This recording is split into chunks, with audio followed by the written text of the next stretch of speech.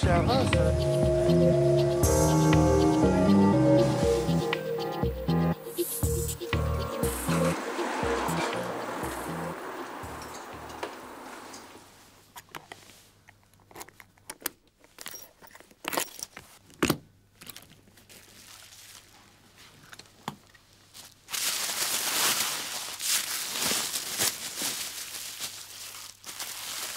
Le 12 octobre, quand on a trouvé le tableau, on était partis, François, Jacob et moi-même, faire des puces, je crois, à Saint-Christol. En revenant, on a décidé de passer par la Roque, où il y avait un petit vide-grenier, je crois. Si ma mémoire est bonne, c'était un samedi. Et bon, sur cette petite puce, on n'a absolument rien trouvé. On a dit bonjour à 2-3 personnes, en fait, ça, c'est pas important.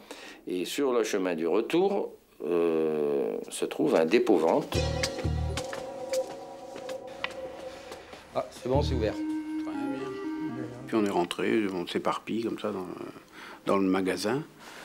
Et puis je crois que c'est Guy ou Jacques qui a vu le premier l'objet. Et puis intrigués, ils se sont approchés. À ce moment-là, j'ai demandé à Guy, qui était le plus grand, de décrocher le tableau, parce que moi, j'y arrivais pas, je suis trop petit. Jacob m'a dit, toi qui es le plus grand, décroche-le. On l'a décroché. Et à ce moment-là, on a vu, malgré l'usure, malgré la salissure, malgré les mauvais vernis, que c'était une toile qui pouvait sembler intéressante. On l'a tourné, et là, il y avait un panneau de bois avec des clés, c'est-à-dire des morceaux de bois taillés en queue d'aronde, les ébénistes comprendront, et qui était lui-même taillé en fuseau, et qui était inséré dans le panneau. On s'est concerté, on a pris un petit moment, on a quitté le magasin, et on est revenu. Et on lui a dit, écoute, ton tableau nous intéresse, mais pas à 2000 francs, enfin pas à 1900 francs. Il a dit, moi, je ne peux pas décider, puisque c'est la propriétaire qui vend ce tableau. Je vais l'appeler, puis je vais lui demander si elle est d'accord. Et elle a répondu, oui, bien sûr. Et c'est comme ça qu'on l'a eu à 1500 francs.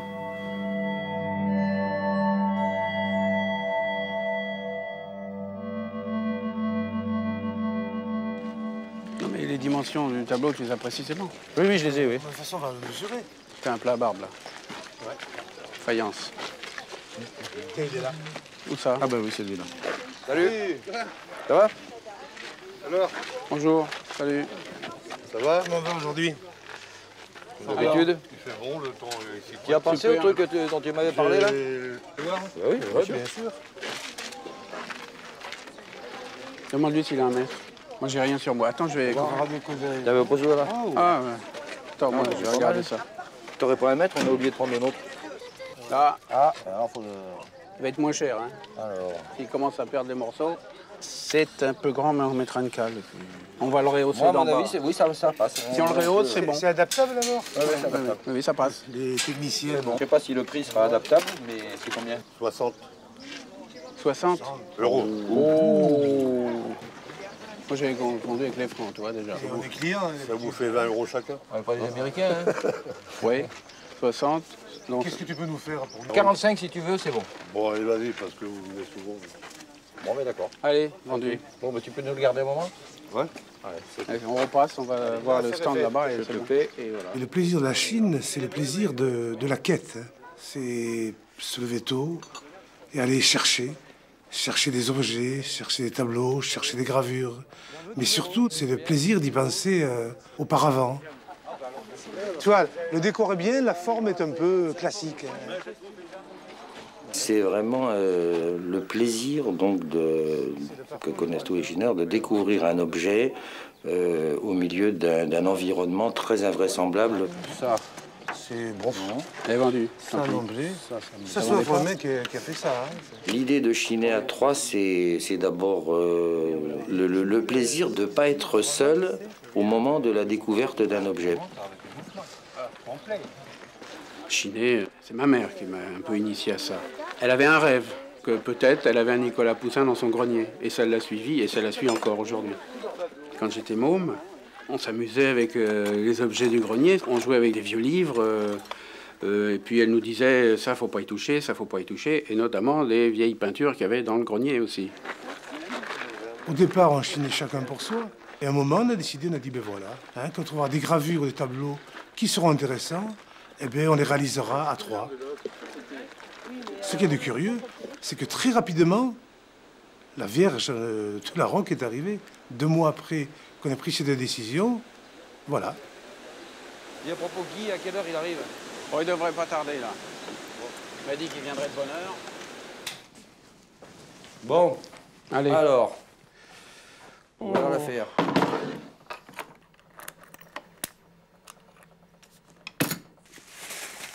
Salut, patron en retard? Non, non. Salut Guy. C'est Jacob, c'est François. Bon, tu vas chercher le cadre, il Il est dans le rentré. coin là. Ok. On laissait sur le Bah chevalet. oui, tu le mets à l'envers ici et... On va te donner un petit coup de main parce que Ouais, c'est ouais. délicat. Voilà, comme ça. Il faudra que je le maintienne. Voilà. Voilà. Comme ça, tu vois. Je maintiens. Hein. Essaye de positionner correct. Voilà, je Normalement, suis c'est un peu maintenir, prévu. là. Ah bah c'est bon. Voilà. Ça va. Bah, les mesures étaient bien. Bon, Ouais, très bien. vous allez y être, moi. C'est impeccable. Les plans étaient très bons. Ok. Il est lourd. Ouais. Mais tu vois, ouais. Pas mal le cadre. Ah, il a beau ne pas être d'époque, il sort bien. Hein. Ce qui nous a alertés un peu tous les trois, c'est qu'on a une voisine à qui, enfin, quand on est arrivé avec le tableau, elle passait, donc on lui a demandé de venir. C'est une amie qui est très sympathique et puis qui a une bonne culture générale, disons, donc un regard sur les choses, sur les gens, etc. Enfin, quelqu'un dont la vie est intéressante. Et donc, elle est venue voir le tableau. Et elle, la première, a dit ça me fait penser à Léonard de Vinci. Donc, à partir de là, on a entendu, on a trouvé que c'était un peu osé, mais on a eu déjà dans l'oreille le nom de Léonard de Vinci. Et à partir de là, ben, après, on a fait des recherches. Et c'est en cherchant, en comparant, en visionnant des diapos, qu'on s'est aperçu que c'était absolument étrange par moments. Il y avait on superposait sur un livre des projections d'images de notre tableau et qui arrivaient à couvrir presque parfaitement d'autres visages ou d'autres plis d'un tableau de Léonard.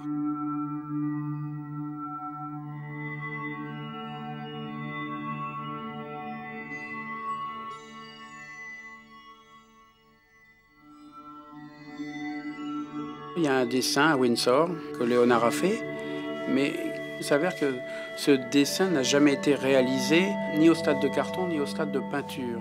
Ce qui est étrange, c'est qu'il ressemble à notre tableau. Il faut dire qu'il se passe des mois, il se passe des après-midi entières à regarder le tableau, à regarder les diapos, à se disputer, parce que ça, c'est souvent. Et puis malgré tout, on avance. C'est très difficile d'avoir des avis de gens compétents parce que d'abord, ils ne sont pas toujours disponibles, c'est pas facile d'y accéder. Et puis souvent, quand on téléphone et qu'on dit on a un tableau d'époque Renaissance et que peut-être ça se tournerait autour de Léonard, souvent on entend rire au téléphone et on nous raccroche pratiquement au nez, quoi. Donc comment faire, c'est difficile, c'est très difficile. Nous avons été sollicités par un sémiologue de Tarbes, M. Martinez, qui avait lu un article dans Midi Libre concernant notre tableau et qui nous a sollicité au téléphone de façon très enthousiaste en nous disant effectivement, je pense que c'est un Léonard de Vinci. Et puis petit à petit, on a fait la connaissance de ce monsieur que nous avons rencontré plusieurs fois. Moi, je suis à la fois en admiration devant la ténacité, devant le travail que cet homme a fourni sur l'œuvre de Léonard dans son domaine qui est la sémiologie. Et à côté de ça, comme c'est un domaine qui m'est totalement étranger, je suis complètement sceptique. Déjà, moi, ce que je peux vous dire, c'est un Léonard de Vinci. Quelle date il aurait été Je le situe juste avant la Vierge au Rocher, c'est-à-dire je le situe avant le 25 avril 1483. Donc avant la C'est Vierge son au premier Rocher. tableau qu'il a fait à Milan. Et il suffit de regarder les plans. Premier plan, deuxième plan, et lui il se tient Jean un petit peu en arrière. D'accord? Il est gardien de la partie esprit. Léonard de Vinci, la première cadence, c'est les mathématiques. D'ailleurs, je vais vous faire quelques petites citations de Léonard de Vinci. Un homme qui n'est pas mathématicien ne pourra pas saisir les éléments de mon œuvre. Par conséquent, vous, étudiants, étudiez les mathématiques et n'édifiez point sans fondation. Il part comme ceci. De l'âme du monde, le cercle. Voilà, je ne l'ai pas là, mais ensuite il dit, de l'âme du monde est sortie la terre. Donc on part après avec un carré.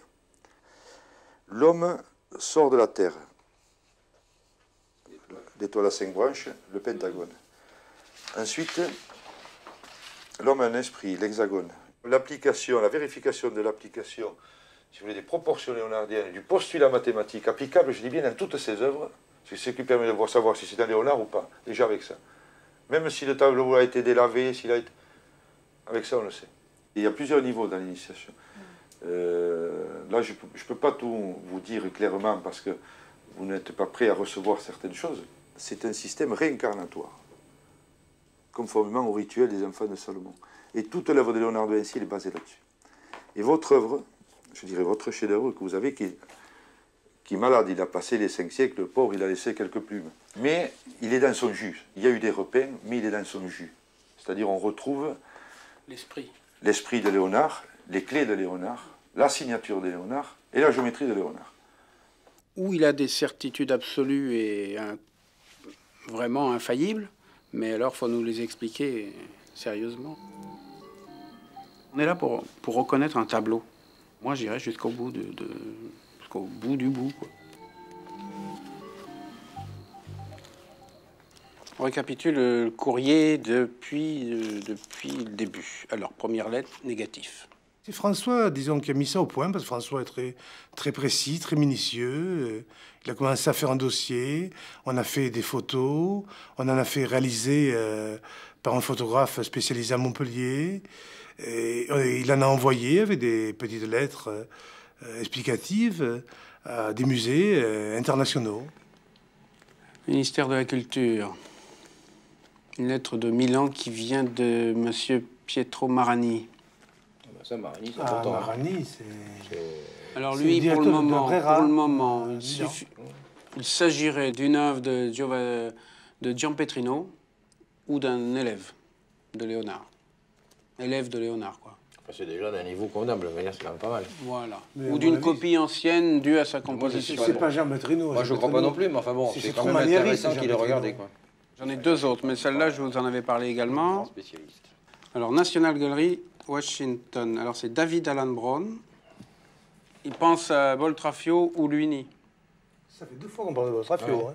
Voilà. Oui, mais enfin, moi, ce que j'entends, Mettre de c'est côté. que Marani, il a dit, il pense à Giampetrino, et son élève pense à Boltraffio ou Luini.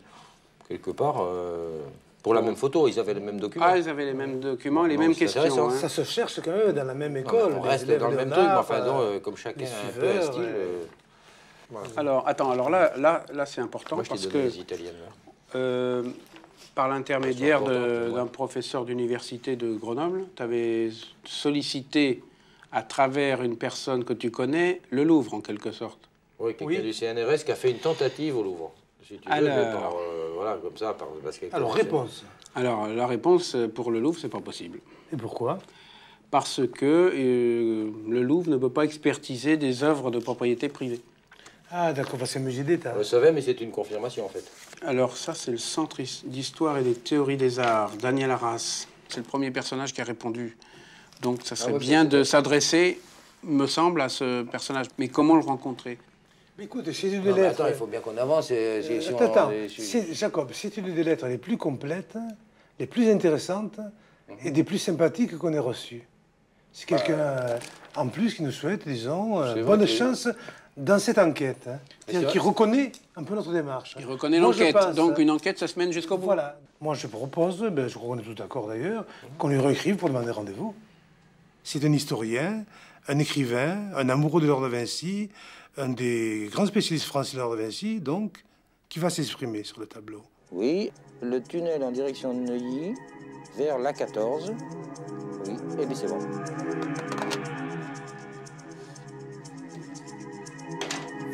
de l'avoir au téléphone.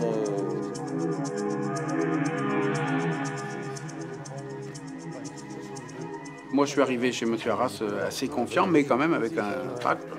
Parce que quand même, il aurait pu nous trouver la chose qu'on n'avait pas pensé, qui mettait à plat l'affaire. Mais quand même confiant, très confiant.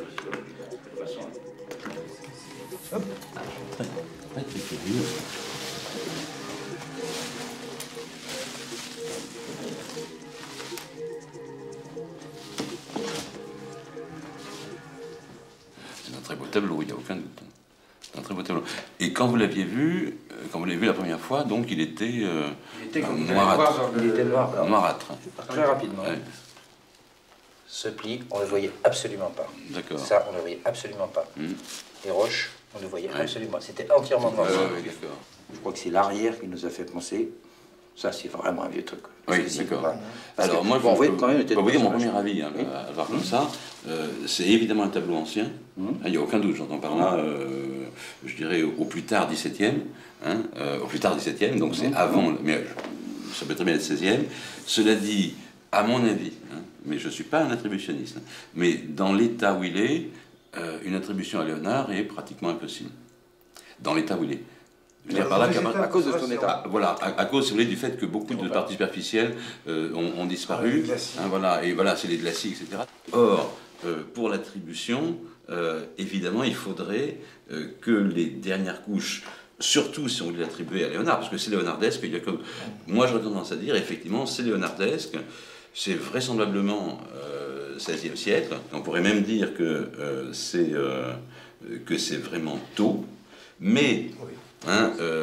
l'État ne permet pas l'attribution sûre à Léonard. Voilà, l'état du tableau. C'est le sentiment. À l'œil, comme ça. Par contre, on analyse je sais pas, en scanner, tout ce qui peut se... Non, parce que... Mais encore une fois, là, je suis gêné, parce que moi, je ne suis pas attributionniste. Je suis plutôt théoricien, etc. Et alors, il est quoi? Il est sur toile très fine, C'est une marouflée. toile, oui, mais c'est une... Parce qu'on voit la toile. Moi je dis c'est un panneau entoilé, Oui, peint après coup. oui, non, c'est possible. Voilà. C'est possible. Comme ça se faisait beaucoup à la fin du 15e. Avec Enfin, même au 15e. deux raisons, Oui. toile très fine de lin. Non, c'est un beau tableau, même très beau, j'aurais bien envie de l'avoir, pour tout dire, on sait que je vous ai envie d'avoir un tableau comme ça. Dans les délicatesses, ce chemisier. Ah non, mais c'est une délicatesse Voilà, exceptionnelle. moi, je vais donner mon avis, c'est que je pense que, donc je dirais, atelier de Léonard, période milanaise, moi je dirais 95, faut pas dire 90, mais on n'en sait rien. Je vais dire un truc qui me paraît ne pas être Léonard. Dans la tête de Saint-Jean, regardez, les nez de Léonard, ils sont pas comme ça. Ils sont pas en trompette. Vous voyez ce que je veux dire ici, cette courbe du nez, cette espèce de courbe, on va dire, concave du nez, qui fait un nez un peu en trompette, ou alors un peu épaté en bas, un nez un peu en patate.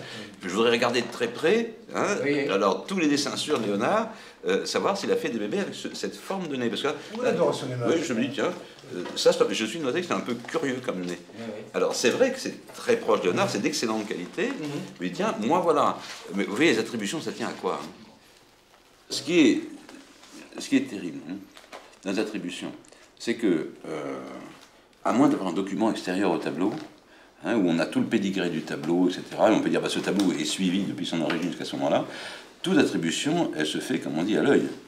Bon, alors, c'est un métier. C'est un métier. Et avoir l'œil, c'est un métier, ça s'exerce. Il n'y a pas moyen, si vous voulez, dans un tableau, dans cet état-là, d'attribuer sûrement un tel. On peut dire, je pense que c'est un tel, ou je ne pense pas que c'est un tel. Moi, je suis très hésitant. Je dis, c'est très bon, ça vient de l'atelier. Voilà. C'est déjà formidable.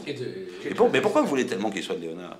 Comme ça. Comme ça, Je suis très content d'être dans l'atelier.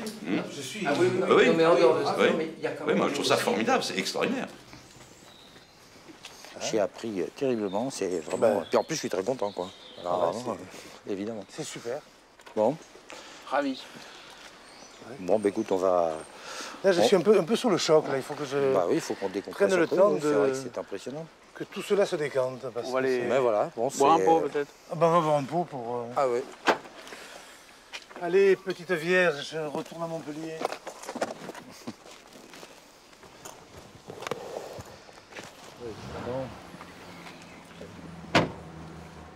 Quand il a annoncé que c'était atelier de Léonard, ça a été un gros choc, quoi. C'était presque, c'était quasi, on le souhaitait, mais c'était quasi inespéré.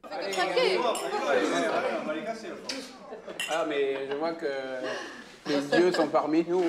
Alors, on fait votre voyage à Paris. Voilà. Ouais. Hein?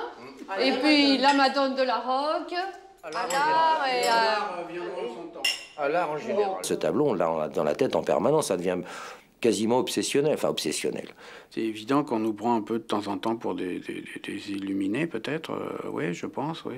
Mais ce qui est normal aussi, parce que découvrir un tableau de Léonard dans les Cévennes, il n'y a pas de raison. Mais enfin, c'est quand même plus logique de le trouver dans les Cévennes qu'au fin fond des États-Unis. On est un peu plus proche de l'Italie, quand même. Alors là, tu t'aperçois que le Saint-Jean, qui est à droite, tient dans sa main quelques feuilles, là. Et on a vraiment l'impression qu'il tient quelque chose entre ses doigts. Alors, entre ses doigts, il y a une aiguille qui est là. Tu suis la petite croix qui passe à travers la main et qui se dirige vers le cœur du Jésus. On a calculé, c'est vraiment vers le cœur. Hein. Il y a cette aiguille, mais il y a aussi quelques fleurs. Maintenant, on va essayer de l'agrandir encore un peu plus. Et de voir ce qui se passe. L'aiguille, on la voit bien. L'aiguille, on la voit bien. On voit bien un fil qui descend. Qui descend, qui passe dans le chat de l'aiguille, qui traverse, qui descend là. Est-ce que les infographistes font une enquête parallèle? Peut-être qu'au nettoyage virtuel du tableau, ils vont découvrir des choses. J'aimerais qu'ils découvrent des choses. Mais est-ce possible? Voilà un petit peu le type de restauration qu'on peut faire avec l'outil infographie. Donc là, notamment, on s'aperçoit qu'on a des parties manquantes sur le front. Je vais combler les trous les matières les plus évidentes à manquer avec un petit travail de tampon. En fait, c'est un travail qui part de l'existant. On n'extrapole pas, on reprend exactement ce qui... Et ça couvre aussi large que ça On attaque l'outil à la finesse du travail. On va passer à une deuxième zone qui est celle de la main de la Vierge. Là, on est sur le tableau tel qu'il existe aujourd'hui. D'accord. Avec ce pouce qu'on voit à peine. Voilà. On a fait ressortir le pouce. Oui, l'ongle qui est... De l'ombre. Voilà, on a comblé les trous. Je ne sais pas ce que ça va révéler, j'en sais rien. Mais en infographie, on sait que des paléontologues, je crois, avec un os de dinosaure, ont pu reconstituer des dinosaures. Et puis maintenant, les infographistes font des images avec ces reconstitutions. Et on voit des choses fabuleuses. Donc, qu'est-ce qu'on fait? Bah écoute, là on a du temps. Cet après-midi, c'est à 4h30, on est au Bois Doré, on a dit à peu près. Elle va nous montrer des cadres d'époque. T'as pris des engagements ou pas? Non, aucun engagement, on n'achète pas, non, c'est juste pour la visite. Et puis un peu de rebouchage là dans les angles. Et puis ça se verra pas, je pense pas. Petit rebouchage ici. Il a une jolie dorure. Hein. Bon. Et je vais remettre de la colle dedans. J'y vais. Donc je vais vous présenter quelques cadres. Ce que j'ai trouvé qui peut aller avec votre tableau. Donc ça, c'est un cadre 16e qui correspond vraiment à l'époque du tableau. Bon, c'est un cadre qui est d'un modèle assez simple, qui n'est pas forcément très spectaculaire, mais qui est en même temps d'une qualité assez exceptionnelle. Et puis c'est un modèle assez rare qu'on trouve jamais. Il y a un petit jour, il n'est pas exactement à la mesure. C'est pas mal, c'est sobre. En tout cas, si c'est un Léonard de Vinci, il lui faut ce cadre-là. J'en ai d'autres, donc je vais vous montrer les autres. Voilà. Ça, il faudrait le retailler. Ça, c'est trop grand, donc il faut l'imaginer recoupé. C'est un gros travail parce que c'est un cadre qui est monté à l'italienne, donc c'est difficile à couper, mais c'est faisable, hein, si c'est fait dans les règles de l'art. Voilà, et je pense que ce tableau, Il va bien, là. C'est très simple, très pur. Voilà. Ça lui va très bien, parce que c'est un bloc qui est simple, bien composé. On est dans la simplicité, donc voilà, autour, Voilà. on n'en rajoute pas, quoi. Je vais vous le mettre en angle en haut. Ça fait longtemps qu'on rêve. Hein. De toute façon, on rêve souvent, nous. Mais si le tableau est reconnu comme Léonard de Vinci, mais aucune idée. Vraiment, je suis bien incapable aujourd'hui de dire exactement comment ça va se passer. Ça, je suis incapable. Mais on peut rêver.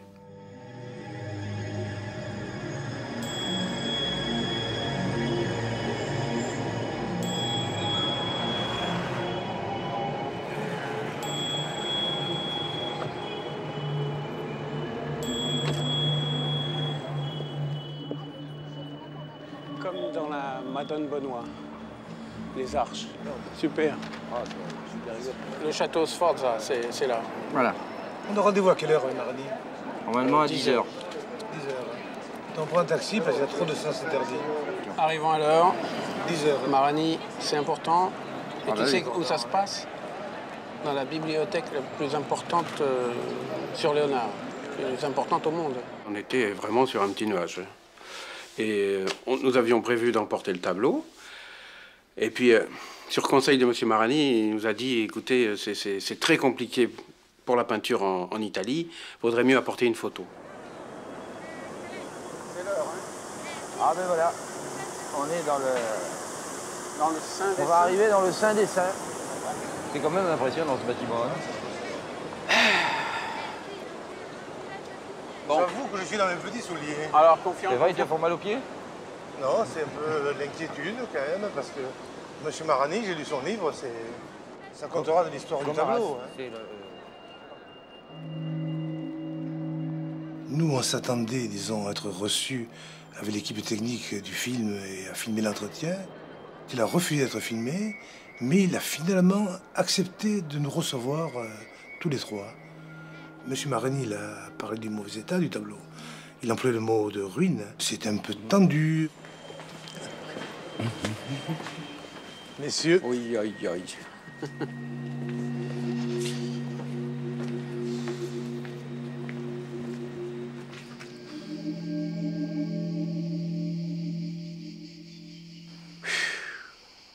Ah ben ça fait du bien de s'arrêter là. Hein. Rude journée. Il manquait... On a délai sur les vertèbres, 3 secondes. Marani. Le cas Marani. Mais Marani, on s'attendait un peu à quelque chose comme ça, mais quand même. Hein. Ah, il a été dur, hein. Moi je trouve qu'il a été dur. Hein. Dur et rassurant. Enfin moi, quelque part, dur et rassurant à la fois. C'est-à-dire que c'était tellement... Trop. Oui, c'est ça, peu crédible, d'être aussi définitif sur quelque chose qu'il a eu à peine le temps de regarder. Chaque fois qu'il était dur avec nous, c'est quand on prononçait le mot Léonard de Vinci. Oui. Tant qu'on parle de Jean Petrino, là... Comme si c'était sa chose à lui. Ah ouais. Voilà. Ce qu'il a dit, c'est une copie d'un tableau de Jean Petrino. Voilà. Oui. Mais alors, où est l'original? Daniel Arras est le seul à avoir eu le tableau physiquement. Les autres se sont tous exprimés sur photo. Voilà. Donc il y a les deux personnes qui l'ont vu confirment la même date. C'est quand même... Maintenant, on entre dans la polémique. C'est-à-dire que là, on a quelqu'un qui rejette le tableau parce qu'il ne veut pas s'en occuper. Et puis à côté de ça, on a quand même Daniel Arras qui nous dit que ce tableau est très intéressant, qu'il est probablement issu de l'atelier de Léonard. Alors, il y a quand même... C'est invraisemblable. Et comme on a rendez-vous avec Pedretti, on va demain à Vinci. Eh ben, on verra bien ce qu'il nous en dit, lui. Pedretti, et ben, voilà. Avec son avis, je pense que là, quand même, on... Il paraît qu'il a un Jean Petrino.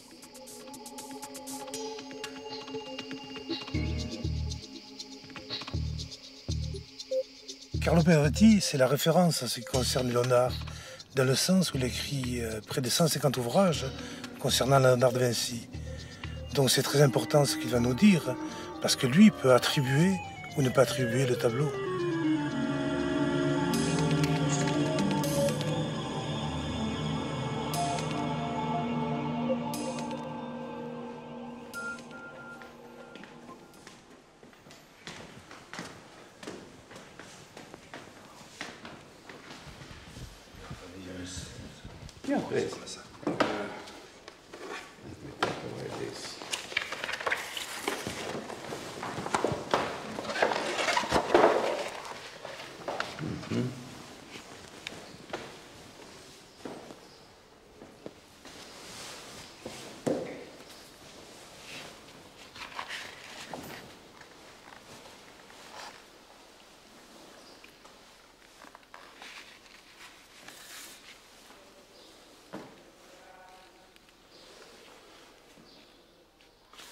looks to me, cloth on wood.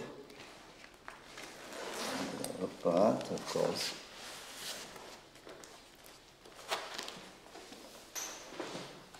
Giampietrino is a very important Leonardo pupil that only recently has been come to the forefront. It's very close to Leonardo indeed, yeah. And very possibly during Leonardo's life, but the very last years, yeah. And I think the painting deserves to be cleaned, actually, before anything else. But for me, it's a very good Giampietrino, you know. And I'm very intrigued by that reference I just read about the child, the St. John, as a child that is offering a needle or something, a thread, and I can't see it. Where is it? I want to see it. Here. Here. The needle is here. Et le fil, comment on dit? The thread. Sous le bras. Yeah. Et le fil passe ici, ici et ici. Yeah, this is Giampietrino. Yeah. It is wonderful. Oh yeah, sure. This is Giampietrino. This is Giampietrino, of course, you can see it there. But it was 1509 and 10, maybe, not 90. Because at the end of the century, it's impossible at the end of the century, because Giampietrino dies in 1542. Yeah. Yeah, yeah. I think it's around 1510, this painting. It's very good. And then there is always the possibility that Leonardo lent a hand to... This is very wonderful. Very possibly it was done in Leonardo's studios, yeah. Et de Léonard lui-même? And Leonardo could have touched it up. There are documents to that effect that Leonardo is... yeah. It's not the original painting. This is a Giampietrino cartoon. You see, about the format, we are there, you see. And this is the actual size, right? Mm-hmm. Yeah. You see, it's exactly the same. Yes. And the same. You see, here is something is missing. It's exactly the same. It was cut 10 centimeters around. So it's exactly the same. Same size, yeah. Yeah. So you clean it, it comes out like this. I have no doubt this is a Giampietrino, one of the best. Yeah. T'as compris là? Possibly in Leonardo's studio. Un des meilleurs Giampietrino. Well, there are different positions, but it's pretty good. He has learned his lesson well. Yeah. And the heirs of the children are. Yeah. Like yeah, it comes out exactly. You know this. Yeah. And this is magnificent. And I think too that Jesus has two flowers in yes, left hand. There must be flowers here. Yeah. You see here, the child has an apple. Mm-hmm. You know, so there must be some symbolism here. Among the Leonardo pupils, Giampietrino, to my mind, is one of the most interesting because there is a full documentation that he has direct access to Leonardo's drawings. Yeah, there is also the magnificent, this. That's Giampietrino. J'ai pas tout compris, mais je sens que c'est très positif. Ça peut pas l'être plus. Ça ne peut pas l'être plus. Il y a complètement. Alors, Giampietrino étant tellement proche de Léonard, c'est un tableau nouveau. C'est quand même une épreuve pour. Non, mais il y en a jamais, quoi. C'est un tableau qui rentre dans l'histoire de l'art. Mais absolument. Bon, Monsieur Pedretti, en français, on vous remercie beaucoup, beaucoup. On est très content de vous avoir rencontré. À bientôt.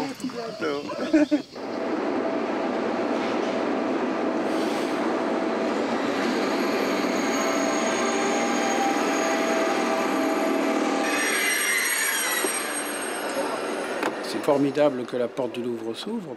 Et ça me paraît évident en même temps, parce qu'on a un dossier qui est quand même étoffé, qui est sérieux, qui est étayé par des scientifiques, par des historiens de l'art, par les plus grands de ceux qui peuvent prétendre parler de Léonard.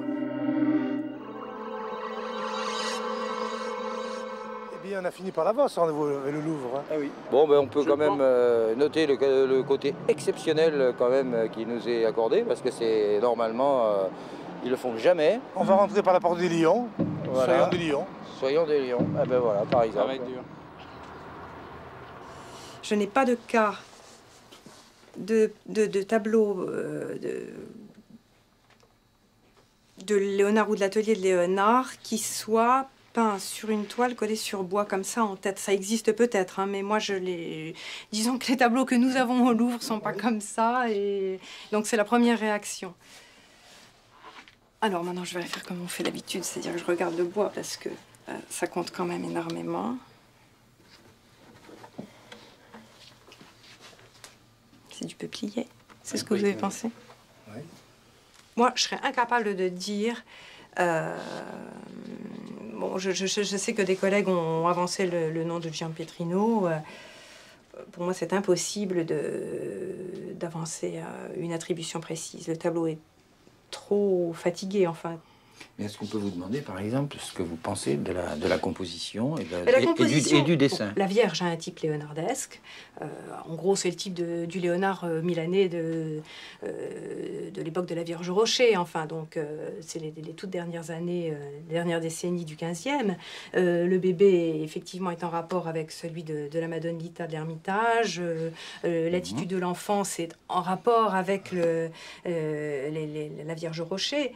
Des compositions léonardesques, il faut savoir qu'il y en a beaucoup, dans beaucoup de collections, dans beaucoup de musées. Léonard dessinait beaucoup, les élèves ont copié les dessins, ont utilisé les dessins, les ont quelquefois retournés. La pratique est très documentée, ça veut dire que les dessins de Léonard, les cartons, tout ça, c'était du matériel d'atelier, si vous voulez, il s'en servait. Hein. Alors, comme par ailleurs, c'était quand même tout à fait génial et novateur, c'est évident que tous les peintres milanais autour de 1500 avaient ça dans l'œil et imité.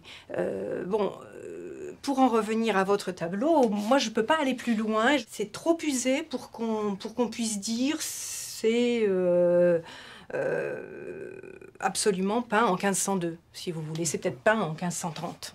Voilà. Un tableau comme ça peut être peint en 1530 ou en 1550, je ne sais pas. Là, ce à quoi vous êtes sensible, c'est à l'invention léonardesque. C'est pas quelque chose qui est spécifique à la facture de ce tableau. Je ne crois, enfin, personnel, je ne crois pas. Il ne semble pas être inventif de ce tableau. Il n'y a rien d'inventif là-dedans.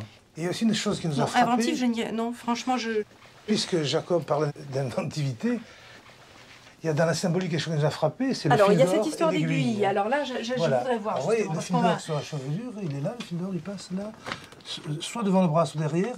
Et là, il y a une aiguille qui va vers Jésus. Mais où est-ce que vous la voyez, l'aiguille? Moi, je ne la vois pas, l'aiguille. Là.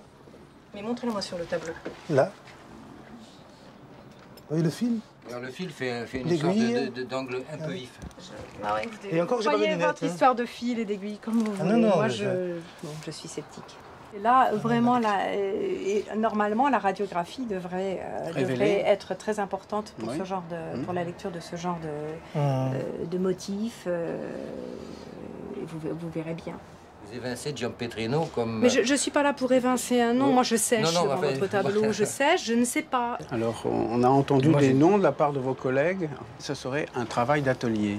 Oui, mais qu'est-ce que ça veut dire, travail d'atelier de Léonard. Contemporain de Léonard. Contemporain. Oui, mais et daté de 1490. Avec peut-être la même... Chacun est libre de penser ça, bien sûr. C'est leur avis, il n'y a pas... comme le mien. Hein. Oui. Personnellement, je ne franchirais pas le pas.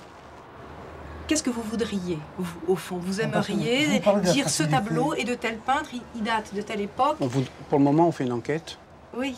On voudrait savoir... Mais quand on fait une enquête en histoire de l'art, on n'arrête pas de trouver des embûches et on cale, sauf dans des cas fantastiques et qui sont très très rares. Je crois que la Joconde est le seul portrait qui n'est jamais, dont on n'a jamais mis en doute l'attribution à Léonard. Tous les autres ont, d'une certaine manière, toujours, quelquefois, on a eu des doutes. Et là, on est dans le cas de figure d'un tableau qui sort un peu du néant, si j'ose dire, enfin, dont on ne peut absolument pas pister l'historique, et qui nous parvient malheureusement dans un état qui, à mon avis, ne permet pas de porter un jugement définitif dessus. Il n'y a pas d'invention, sauf si votre histoire de fil d'or et d'aiguille est réelle, ce serait la seule invention de la composition, si vous voulez. Continuez de le montrer, demander les avis des uns et des autres, mais c'est pas très facile de le montrer. Enfin, bien sûr, c'est pas facile de le montrer. Moi, Déjà pour venir chez vous. C'est vraiment quelque chose que nous ne pratiquons pas, heureusement, parce qu'on ferait ça.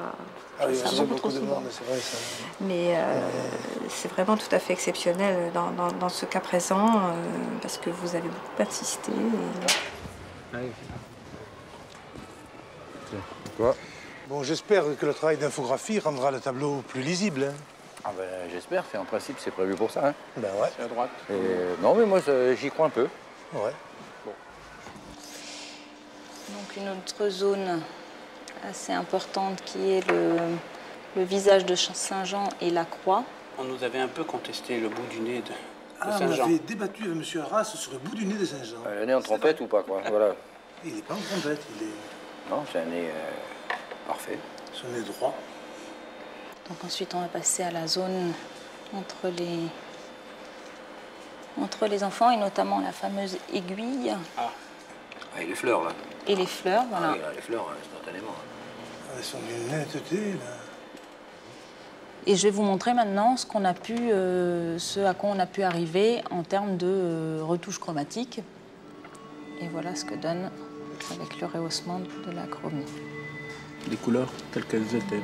Voilà, tout à fait, avec les indications, telles les qu'elles pigments. Pouvaient être. Voilà, telles qu'elles pouvaient être, et avec toutes les informations qu'on avait sur les pigments. On s'est aperçu que dans la main de l'enfant Jésus, on avait également des petites fleurs blanches cette fois-ci, qui rappelaient beaucoup celles de la Vierge au Rocher. Et on les a rapprochées en fait des deux tableaux. Voilà, des deux tableaux de la Vierge au Rocher.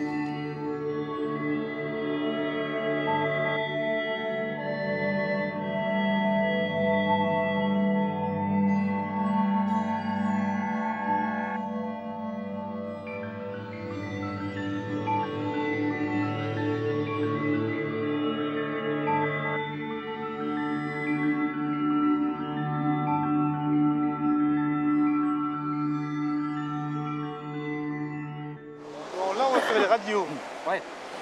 Comme a demandé Madame Scalares. Radiographie pour voir un peu ce qu'il y a derrière. Parce que celle qu'on avait n'était pas suffisante. Ouais. Donc là, je pense bien, comme c'est spécialisé, ça va être bon.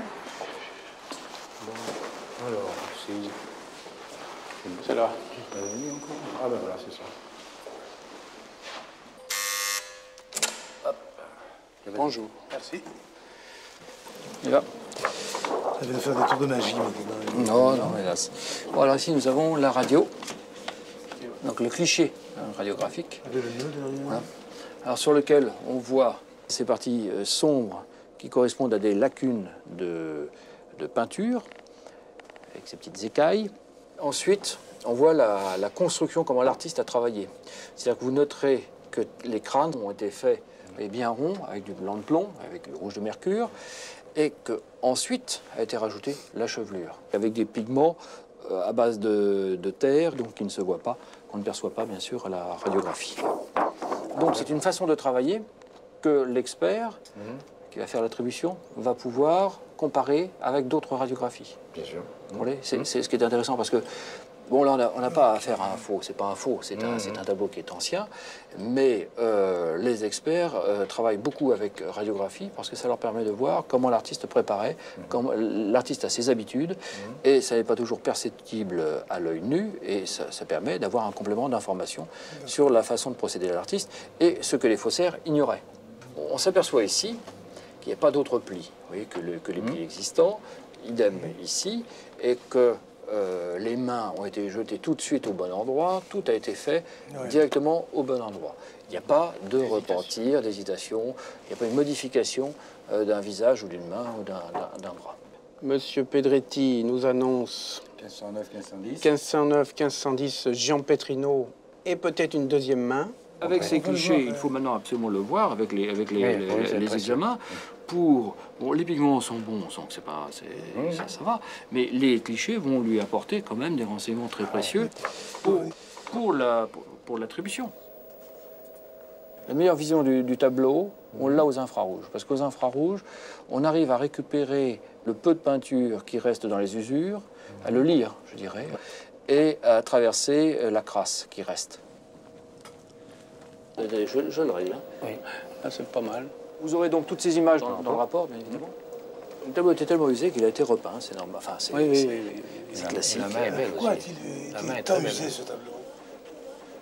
Voilà, là on voit la bouche, complètement. Ah, oui. La bouche, elle sort. Sur le tableau, c'est cul de poule. C'est ce sourire extrêmement ténu. Ça n'a rien à voir avec ce qu'on voit. Hein. Là, ça serait très proche de Sainte-Anne.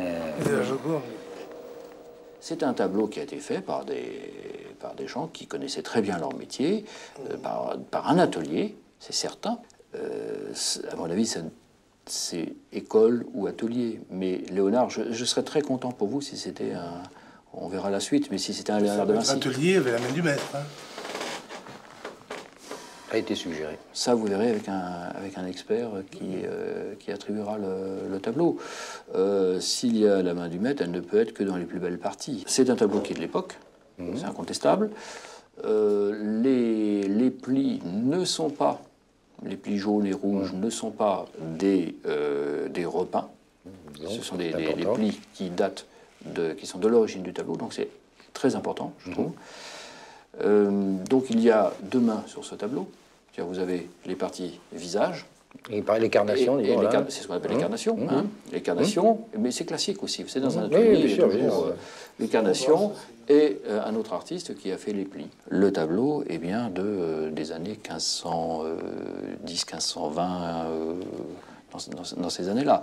On ne peut pas déterminer, à 10 ans près, 20 ans près, même plus. On ne peut pas déterminer une date précise. Serait-il possible qu'il soit, par exemple, de 1480, 1490? Absolument. Absolument. 30 ans, oui, absolument. Le jaune des plis, c'est un jaune assez rare, mais qui était utilisé en Lombardie à cette époque, et qui a été mis au point au XVe siècle. Donc vous voyez, 15e, 16e, il a été utilisé pendant cette période-là. Le prélèvement que nous voyons ici est inclus dans de la résine qui est ici et là, et contenu donc dans cette pastille. Nous la passons au microscope optique et nous prenons les clichés photographiques. Cela nous permet donc d'identifier tous les composants d'une peinture. Et à partir de ce moment-là, on pourrait comparer avec des artistes de cette époque. Ou même de l'artiste, puisque de toute façon, Léonard de Vinci a été analysé. Vous allez trouver dans les différents laboratoires des musées des coupes similaires. D'accord.